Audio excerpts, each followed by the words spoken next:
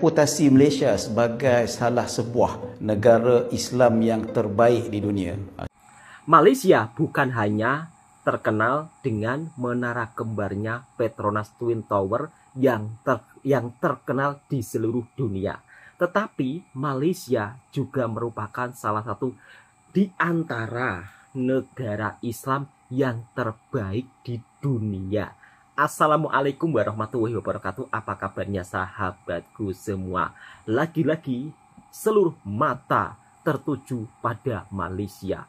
Karena Malaysia merupakan salah satu negara yang begitu sangat kaya akan budaya dan juga berbagai aneka jenis kuliner, makanan, semuanya serba ada. Hingga tata kotanya yang begitu sangat rapi, berbagai pelancong dari luar negara datang ke Malaysia. Bahkan bazar Ramadannya pun juga memiliki daya tarik tersendiri bagi pelancong seluruh dunia untuk datang ke Malaysia. Bukan tentang bazar Ramadannya saja, tetapi warga Malaysia begitu sangat menjunjung toleransi, saling menghormati satu sama lain. Di Malaysia, untuk sahabat-sahabatku semua, mungkin yang belum tahu, Malaysia ini merupakan salah satu negara berbilang kaum. Ada bangsa Cina, bangsa India, bangsa Melayu. Tetapi berbagai di antara bangsa-bangsa tersebut bersatu padu hidup dalam harmonis atau hidup dalam keharmonian, sehingga terciptalah kedamaian, saling menghormati satu sama lain. Bahkan non-Islam di Malaysia di saat bulan Ramadan seperti ini juga berlomba-lomba saling berbagi kebaikan. Oke, tak perlu berlama-lama Bang Toha bercakap-cakap. Nanti takutnya sahabat-sahabatku semua lama banget Bang Toha bercakap-cakap, ya kan? Bosan nampak muka Bang Toha. Kita reaction video. Inilah keharmonian yang ada di Malaysia, yang dimana warganya saling menjunjung toleransi dan juga berbagai aneka jenis bazar. Kok berbagai aneka jenis bazar sih? Maksud saya berbagai kemeriahan bazar Ramadan yang di Malaysia mengundang kekaguman orang-orang daripada luar negara hingga saling berbagi satu sama lain. Saya sangat suka pergi bazar Ramadan. Banyak betul makanan saya beli this time. Begitu sangat Paling suka. favorite saya is nasi tomato bazar Ramadan di Malaysia. Ribena lychee. I know it's simple, but it's sedap. Oh. Dan pelancong daripada Arab sangat kagum, shock dengan suasana yang ada di Malaysia. Kita bisa lihat suasana keindahan kotanya yang begitu sangat modern dan luar biasa, mengundang kekaguman berbagai warga luar negara sehingga mereka datang ke Malaysia. Aduh, nih kerja AJK sekarang sudah jadi macam YB. Kerja YB, kerja menteri. Ini Type C datang sini baru acah-acah pakai macam ni. You Type M, you tak payah pakai t-shirt sudah cukup. Ha? Duduk meja. Duduk meja sana lah makan. Oh, tak apa. Kerja luar biasa. Kena hantar, kena susun.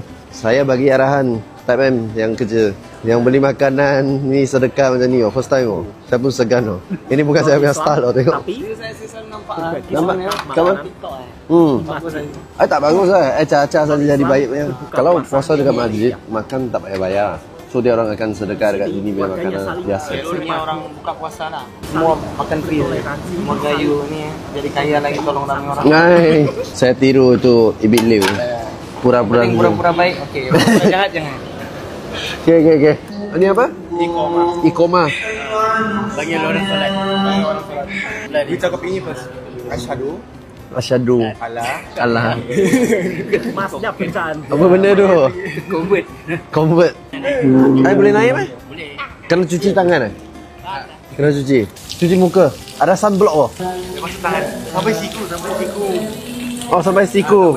Berapa kali? 3. Satu. Bukan gitu. 1, 2, 3. Teringat. Teringat. Macam ni? Satu, dua, tiga. Saya dengan kawan tak main-main ni semua. Saya nak pergi tengok dia orang solat. Tapi saya tak boleh solat lah sebab saya bukan Islam. Saya pergi dekat sini untuk lebih memahami orang yang agama. Tengok macam mana. Sini tak boleh pakai ini, kecuali boleh pakai ini saja. Ni 10 hari terakhir. Tak payah Cina lah. Oh ni orang Islam yang suruh I buat. Dia orang, saya tak tahu boleh ke tak boleh. So habis ha? Okay, balik. Ni sembahyang tak boleh cakap apa-apa punya. Boleh je cakap. Turun eskalator sini. Sini atas punya. Sini ya, sini. Sini. Sama-sama. Banyak orang cakap lah, nak curi itu slipper, datang masjid curi. Tengok slipper mana pergi surah. Motor tak jadi bagi, tengok. Tadi tu masjid terlalu T20. Situasi tak ngam. Tolong bagi tahu masjid lokasi yang next. Dekat mana? Dekat bawah. Kita bagi kita tahu. Ini hari aku payung satu lori sampai Canggung. Jom sini payung, tengok aku payung dengan meh. Aku siap bagi angpau. Di saat bulan Ramadan seperti ini, non-Islam di Malaysia pun juga berlomba-lomba berbagi kebaikan. Jadi toleransinya luar biasa, saling menghormati satu sama lain, saling menghargai satu sama lain, sehingga perpaduan tersebut terciptalah keharmonian yang begitu sangat luar biasa. Berkongsi rezeki di saat bulan Ramadan, meskipun non-Islam loh, wow luar biasa. Inilah keharmonian yang terjadi di Malaysia, yang dimana warganya saling menghormati satu sama lain. Wow.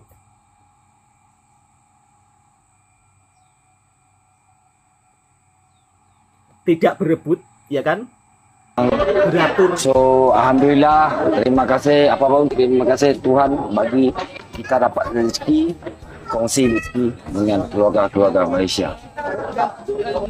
Itu maksud saya review Bazaar T20 dekat KL kan. Ramai yang kata harga JB lagi mahal. Sebab harga tu cater to Singaporean ke? So hari ni kita datang ke Bazaar T20 di JB.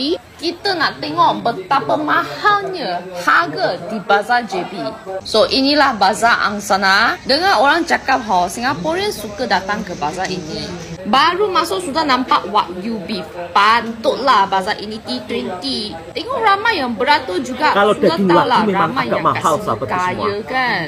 RM15 one steak. Lebih kurang sama dengan harga di KL. Okey, beli dulu. Lepas tu ternampak pula sini ada jual taco weh. Bazaar ini memang lain daripada lain. Apa ini? Makanan 2 pieces apa ya? RM17. Ya Allah, mahal weh. Walaupun mahal tapi beef sold out juga. Tak apa, beli dulu. Benda yang buat saya paling terkejut punya adalah durian goreng pun ada kat sini. Kat KL kan, maksimum kita boleh dapat cempedak goreng saja. Patutlah ini T20. Yang ini 5 biji RM10. Dompet saya sudah koyau. Tak apa, beli dulu. Next stop, dendeng. Ada orang kata dendeng ini style Singapura. Betul ke guys? 140 gram RM20. Ini premium semua. Korang kira dengan gram ke kat sini? Mahal gila weh. Tapi beli dulu.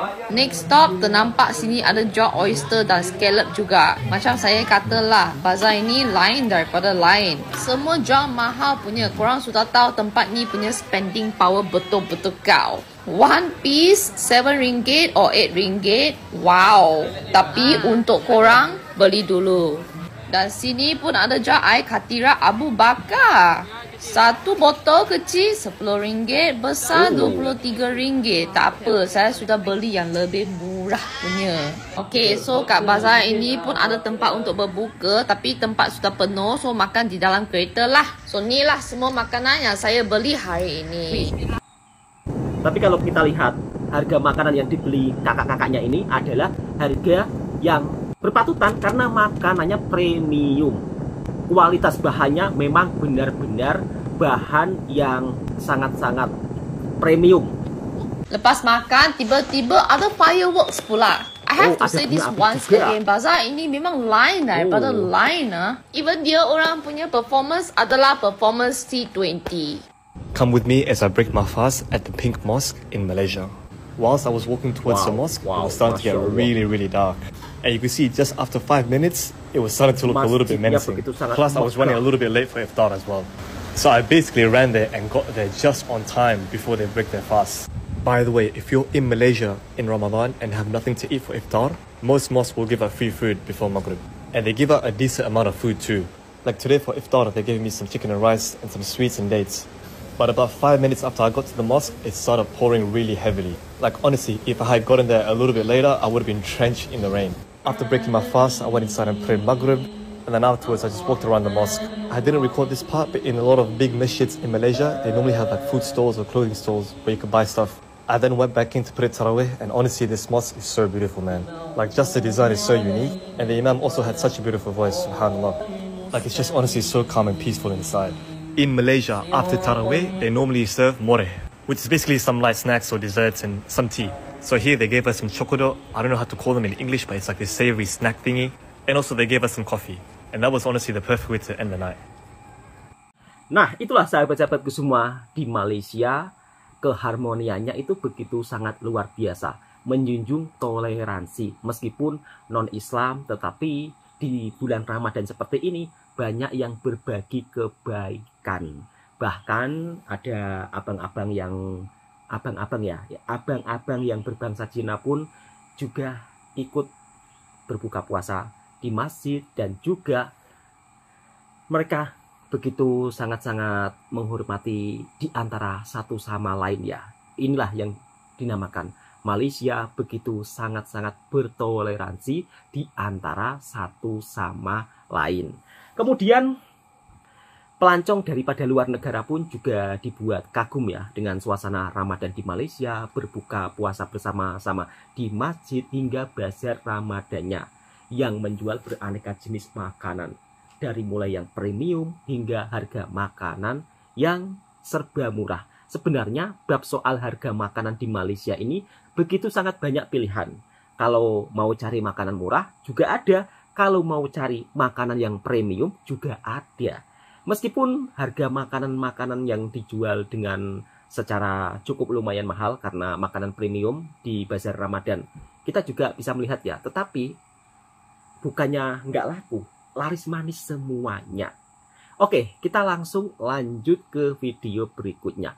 Di Malaysia, sahabat-sahabatku semua, aneka jenis makanan begitu sangat banyak. Namun perlu diketahui sahabat-sahabatku semua, jika Anda melancong ke Malaysia, bagi yang Muslim, ketika Anda mungkin ingin mencoba makanan-makanan yang mungkin tidak ada di Indonesia, karena di Malaysia itu ada beraneka ragam jenis kedai ya, seperti kopi tiam, kemudian kedai makanan Cina.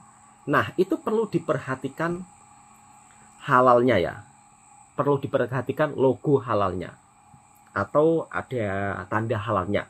Jadi perlu diperhatikan. Di Malaysia, sahabat-sahabatku semua tidak perlu khawatir ya. Karena Malaysia merupakan salah satu negara yang dimana mempunyai halal yang terbaik di dunia. Oke, kita simak. Inilah aneka jenis makanan di Malaysia, dan juga Malaysia merupakan salah satu di antara negara Islam yang terbaik di dunia. Bersyukurlah kita tapak halal. Bidang F&B yang mau apply halal, kenal dari stage awal sebelum awak buka kedai. Sebab dalam proses halal ini bukan hanya tengok paham mentah saja. Dia juga tengok awak punya kedai punya layout.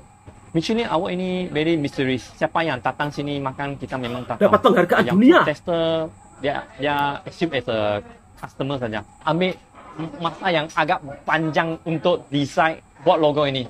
So sebelum itu awak boleh nampak kebanyakan punya laksa punya logo macam satu mangkuk dengan chopstick dengan noodle saja. Yang simple punya logo. Tapi I mau bawa satu peringatan orang. In the end, I choose I punya grandmother punya muka jadi logo untuk orang ingatkan Penang Road laksa ini. Yeah, I very happy when dapat halal, sebab dalam perjalanan application halal ini bukan senang. Pernah pegawai halal cakap dengan I, sebab kita ada berapa NCR kita boleh tutup sebab berapa paham mentah kita tak dapat. Dia cakap kalau ini kali awak fail lagi, betul diperhatikan ya, baru lagi nanti. So, dari bahan-bahannya banyak tekanan kepada I untuk mendapatkan itu halal 9 bulan terbaik. 9 bulan ini bukan saja duit sudah keluar, kedai banyak sudah berubah. Itulah bersyukurlah kita tapak halal. Bidang F&B yang mau apply halal, kenal dari stage awal sebelum awak buka kedai. Sebab dalam proses halal ini bukan hanya tengok paham mentah saja. Dia juga tengok awak punya kedai punya layout. Diperhatikan betul-betul. Yang set out. Semua kena consider. Bukan saja makanan bahan mentah saja. When kita tapas CJ halal, kita tak publish dekat kita punya social media. Until kita keluar satu menu baru, itu oyster omelette. Lepas tu halal putih terjumpa kita. So dia datang untuk Michelin, lepas sekali shooting oyster juga. And then tanya, we tell them we are halal certified restaurant. Masa tu baru banyak orang tahu dan dapat penghargaan Michelin. Sudah di Wow. certified origin. Michelin awak ini very mysterious. Siapa yang datang sini makan kita memang tak tahu. Yang food tester dia assume as a customer saja. Tiba-tiba kita terima satu surat invitation untuk attend 2023 punya gala dinner. Malaysia first time organize bawa masuk Michelin. So masa kita pergi, kita pun tak tahu apa award kita dapat.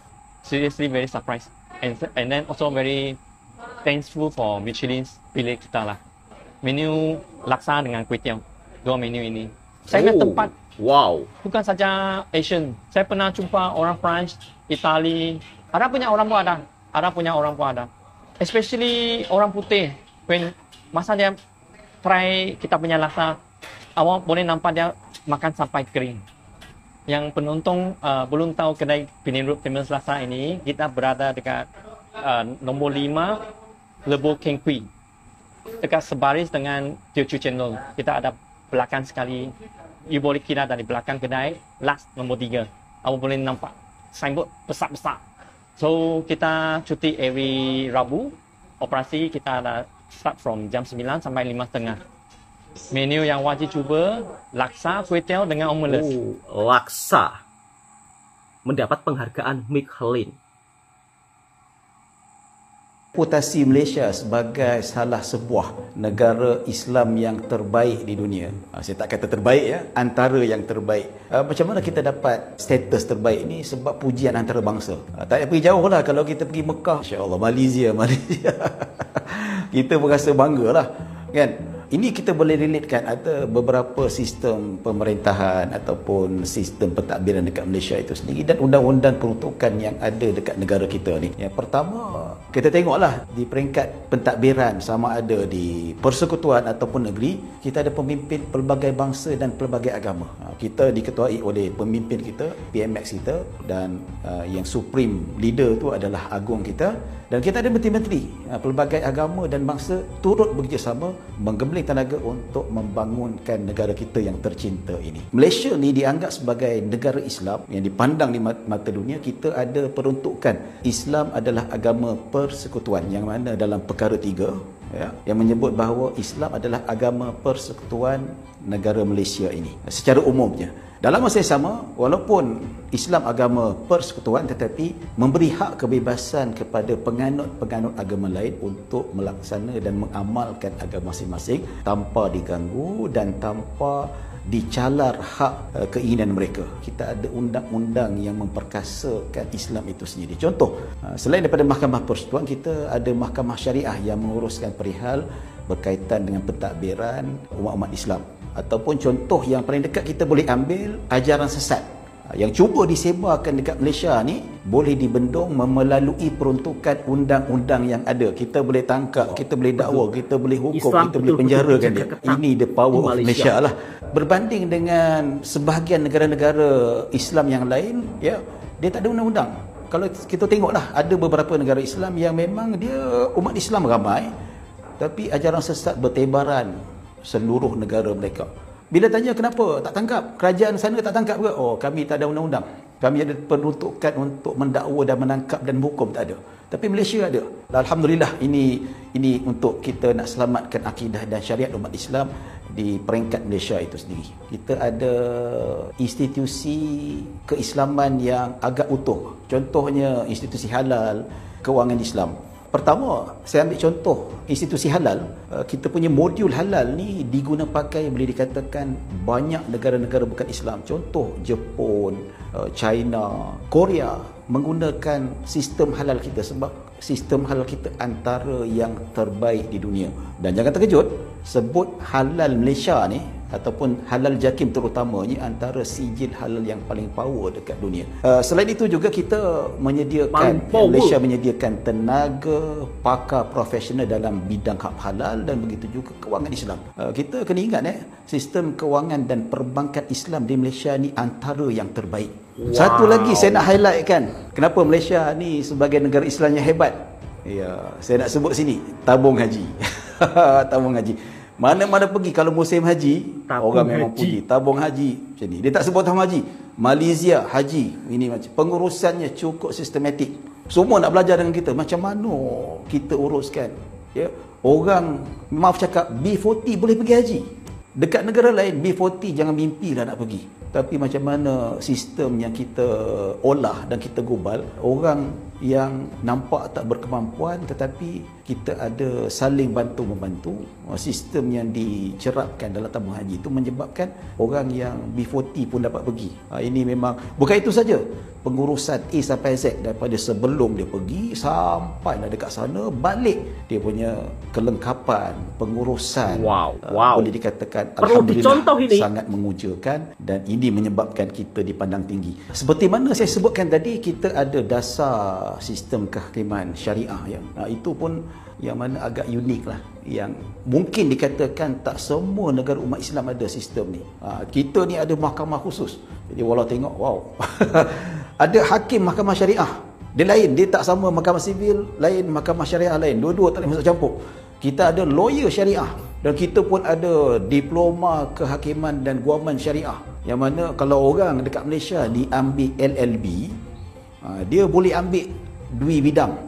Sama ada sivil termasuk jugalah mahkamah syariah tu. Dia boleh jadi dua-dua sekali. Kan? Yang mana kursus ni boleh dikatakan tak ada lah. Boleh dengan universiti-universiti kat Malaysia ni lah ada lah. Kalau dulu kalau kita tengok ya, orang nak belajar agama, nak belajar syariah usuluddin banyak pergi Mesir, pergi Jordan, pergi ke Arab Saudi. Sekarang ni kalau kita tengok, boleh tengok lah statistik yang agak mengejutkan.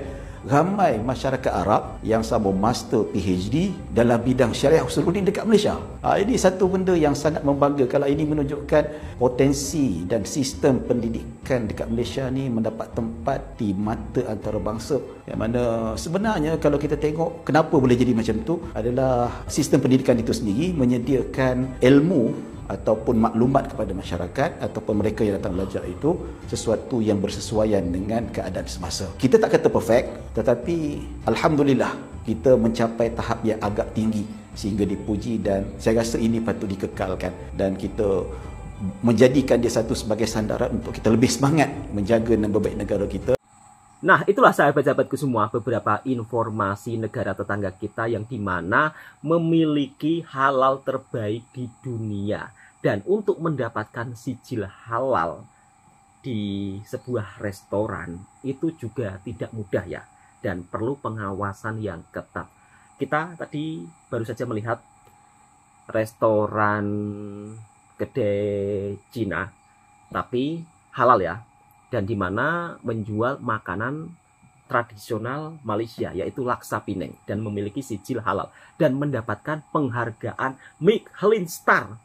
Ini penghargaan bukan mudah didapat. Penghargaan Michelin Star ini harus melewati beberapa proses dari mulai segi kebersihan, kreativitas, rasa. Tetapi kalau di Malaysia banyak kedai-kedai makan yang mendapat penghargaan Michelin Star. Dari segi ini kita juga bisa melihat bahwa makanan Malaysia begitu sangat-sangat mendunia. Dan mendapatkan sijil halal di Malaysia itu dengan penuh pengawasan ketat. Makanya untuk sahabat-sahabatku apabila kalian melancong ke Malaysia kemudian makan di kedai restoran Cina, kalau sudah ada sijil halalnya tak perlu ragu-ragu lagi ya. Karena kita bisa melihat kan sijil halalnya itu diawasi dengan sebegitu ketatnya. Tidak asal-asalan. Kemudian Islam di Malaysia begitu sangat dijaga ketat. Kenapa di Malaysia tidak ada aliran sesat yang aneh-aneh ya? Tidak seperti di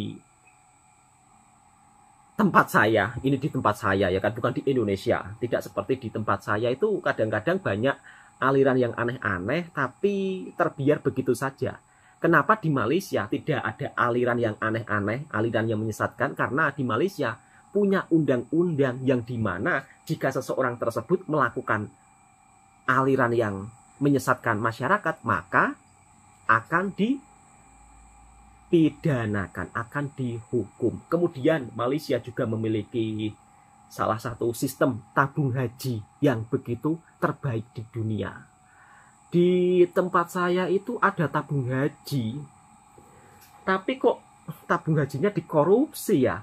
Harusnya perlu banyak belajar dari Malaysia nih. Kenapa Malaysia bisa mengelola tabung haji yang dengan sebegitu luar biasanya dan mendapat pujian daripada kerajaan Arab Saudi. Tetapi di tempat saya tabung haji dikorupsi. Ini kan sungguh sesuatu yang agak aneh juga ya.